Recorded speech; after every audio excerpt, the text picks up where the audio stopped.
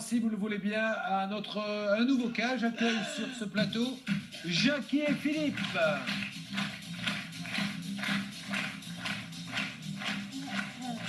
Alors, Bernard Sabat se tient en stand-by en tant que spécialiste du voyage. Il est en train de continuer là, mais votre histoire, elle est incroyable. D'ailleurs, elle a défrayé un petit peu la chronique. On va se la raconter ensemble. On ne va pas priver les téléspectateurs de TMC de ce récit. Samedi 4 mai, Jackie, Philippe qui sont là et les 108 passagers qui effectuaient la liaison Palma de Majorque, vous avez été débarqués à Lyon. Alors, au départ, tout se passe bien. Hein. C'était quoi un vol donc qui partait de Palma et qui allait à Paris via Lyon. Et il devait s'arrêter à Lyon pour débarquer ou embarquer? Débarquer les passagers qui s'arrêtaient à Lyon. D'accord. Donc, jusque-là, tout va bien et il se pose à Lyon. Et là, qu'est-ce qui se passe dans l'avion, madame? Alors, dans l'avion, tout se passe normalement. On nous dit de rester pendant 1 heure dans l'avion, ce qui était prévu. Et au bout de 5 minutes, à peu près, il y a une petite fille qui dit « Mais maman, regarde, nos valises sont en train d'être débarquées. » D'autres passagers regardent par l'hublot. En effet, les valises des passagers pour Paris étaient débarquées. On va voir l'équipage qui nous répond « C'est normal, nous allons trier les valises. » Curieux quand même. Ah, vous l'en dites comme il y en a qui s'en vont. Voilà. Bon, mais enfin, on va trier. Ça peut être plausible, même si c'était un manque d'organisation quand même incroyable, mais ça peut être plausible, on les sorte toutes pour maintenant retrouver celles qui s'arrêtaient à Lyon. Admettons. Nous allons trier les valises, ok, tout le monde reste tranquillement installé. Et au bout d'1 heure, au lieu de décoller, on nous annonce qu'on va faire le plein de kérosène. D'accord. Le plein de kérosène pour aller à Paris, pourquoi pas? Bon. Tout le monde reste calme et d'un seul coup, on se rend compte que dans l'avion, il commence à faire chaud, le temps passe et au bout d'1 heure et demie, 1 heure 3 quarts, c'est long. Une jeune femme monte dans l'avion. Une hôtesse ou non? Pas du tout. Non. D'accord, pas hôtesse. Monte dans l'avion et nous dit messieurs, dames, nous allons débarquer puisque nous avons un avion en panne. Votre avion ira une autre destination et vous serez pris en charge. Comment ça, nous avons un avion en panne? Alors, pas le Nous vôtre. avons un avion en expliquez-le panne. bien, parce que voilà. on vous dit, on a dans notre compagnie, ailleurs, un avion qui est en panne. Il faut qu'on aille chercher des passagers, donc du coup, on vous vire. Voilà. Et vous rentrez comme vous pouvez, nous, on va aller chercher les autres. Ils n'ont pas précisé dans notre compagnie, ils ont dit, nous avons un avion en panne et vous allez être rapatrié sur Paris par un avion qui va décoller de Nice et qui sera aux alentours de 20h15 à Lyon pour nous emmener à Paris. Jusque-là, galère, mais grognement dans l'avion et tout le monde sort normalement. Ce qui nous surprend quand même à la sortie de l'avion, deux gendarmes, gendarmerie nationale. Bizarre, pourquoi les gendarmes à la sortie de l'avion? Bon, jusque-là tout va bien. On nous propose une petite bouteille d'eau et on nous fait patienter. Là, ça fait combien de temps qu'il a atterri l'avion? 2 heures. 2 heures. 2 heures, voilà. Au bout de 2 heures, on est à peine dans cette salle d'embarquement, d'attente, qu'on entend au micro, enfin, les passagers à destination de Francfort vont pouvoir décoller. Alors, on voit tous ces passagers, environ 200, qui passent devant nos yeux et qui montent dans notre avion.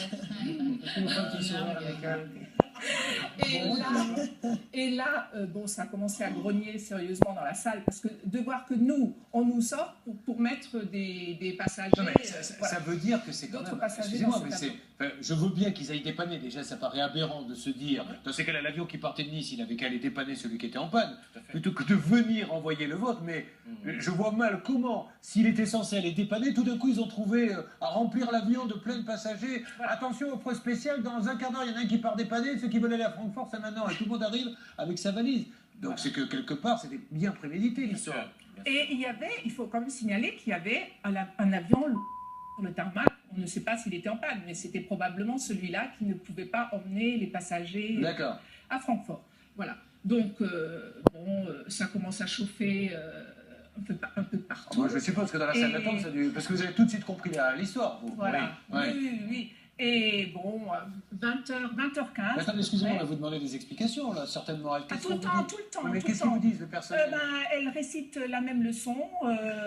L'avion était en panne. Moi, je ne fais que Exécuter exécuter les ordres. Ouais, je ne sais pas pourquoi il part là-bas, je ne sais pas pourquoi les gens montent dedans. Mais ne vous inquiétez pas, l'autre avion arrive en provenance de Nice. Il va arriver. Et là, miracle de l'Internet, une passagère pianote à l'aéroport de Paris. Elle dit, mais notre avion qui doit partir à 20h40 environ, il n'est pas prévu d'arriver à Roissy avant 0h40. Il y a un problème quelque part. Il ne va jamais partir à 20h40. Si, il n'y a pas de problème, il partira à 20h40. Mais c'est un avion qui va ça doit être une erreur. Il y a 2 heures pour y aller. Voilà. Bien sûr, ça doit être une erreur, il n'y a pas de souci là-dessus, tout va bien se passer. Une heure se passe, j'ai repris la parole, excusez-moi. Une heure se passe. Vous excusez, monsieur, parce que vous avez passé une mauvaise soirée, c'est normal. Et donc 1 heure se passe. Une heure se passe, et tout d'un coup, une annonce. Les passagers du vol pour Paris, numéro, etc., sont priés de se présenter à la porte 31 pour information. Aïe, aïe, Pour aïe. information. Ça, c'est toujours mauvais. Et Ça. là, on a compris, pour information, voilà. Donc on vient à porte 31 pour l'information, et la même petite dame qui était là, représentante de la compagnie, s'était fait accompagner de 2 collègues. Costaud. Un peu plus costaud qu'elle. Parce qu'elle savait qu'il allait avoir un peu de la rébellion. Un costaud et un stagiaire, apparemment, qui Ouais. n'était pas très fier d'être là, parce que lui savait. Et on va vous annoncer. Et elle nous annonce que, ben voilà, le vol, le commandant de bord a refusé de venir. Et donc il n'y aura pas d'avion qui viendra nous prendre en charge. Ils viennent de l'apprendre à l'instant. Le commandant de bord a refusé. Le commandant de bord a refusé Oui. de venir. Ça, c'est Alors, sympa, ça. De décoller de Nice, il a refusé. Moi, je vais pas à Lyon, hein, ça va. Je connais personne, moi, là-bas. Moi, je veux bien aller, j'ai une copine à Madrid, je veux bien aller là-bas, mais si je veux te faire à Lyon, bah, c'est parce que c'est ton métier, tu veux dire, je m'en fous, moi. Je connais personne, moi, à Lyon. Par contre, à Bruxelles, je veux bien, parce qu'on m'a dit qu'il y avait des trucs sympas là-bas. Bon, incroyable, c'est fou cette histoire. donc, ils viennent de attendez, l'apprendre. parce que la suite. ils viennent de l'apprendre à l'instant, mais ils ont une autre solution. Ah, Miracle, attention. ils ont trouvé 2 bus Non, un bus. qui vont nous amener à Roissy. Alors, Lyon, là- Roissy en bus. Mais tout va très bien parce qu'ils vont nous offrir une petite collation. Ah, ça, c'est bien. Pour partir pour pas Je vais partir voir le souvent, vendredi. pour un sandwich, j'ai fait des Paris-Lisbonne en bus.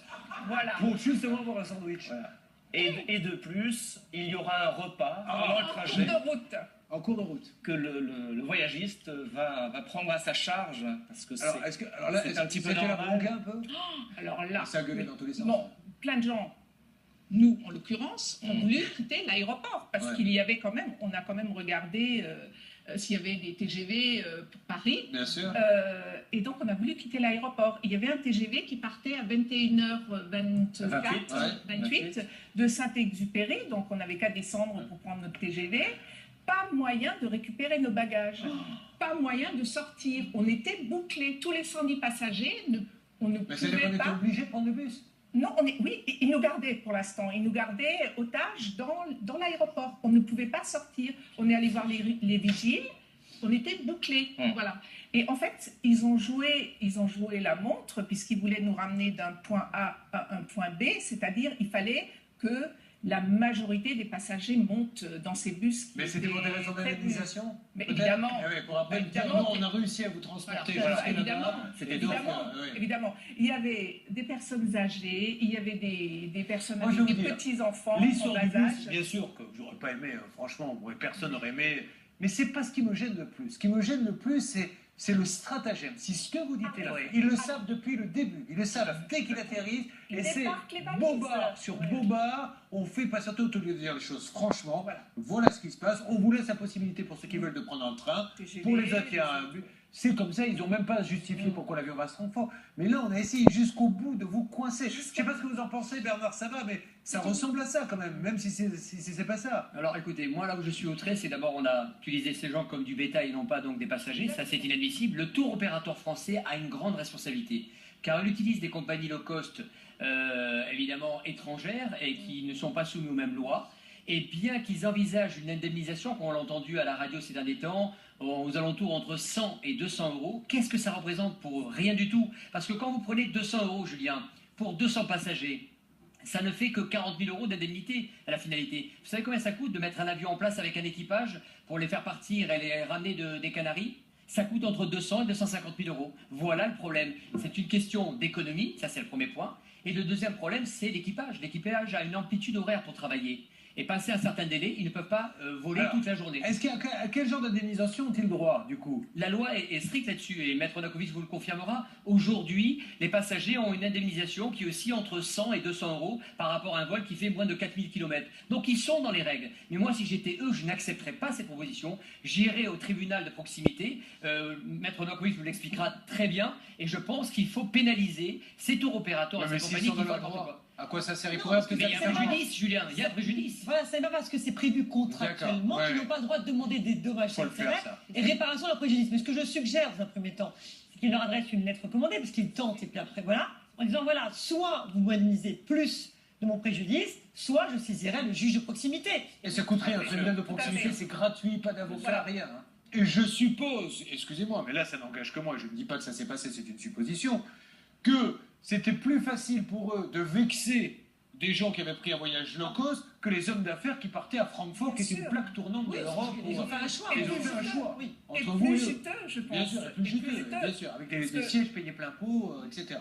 Voilà. Bon, en tout cas, voilà, faites-le et soyez sympas. Donnez-moi des nouvelles de ces jugements parce que c'est important pour tous ceux qui nous regardent de pouvoir se dire oui, on a gagné et ça fait des jurisprudences. Je peux juste rajouter quelque chose pour l'anecdote.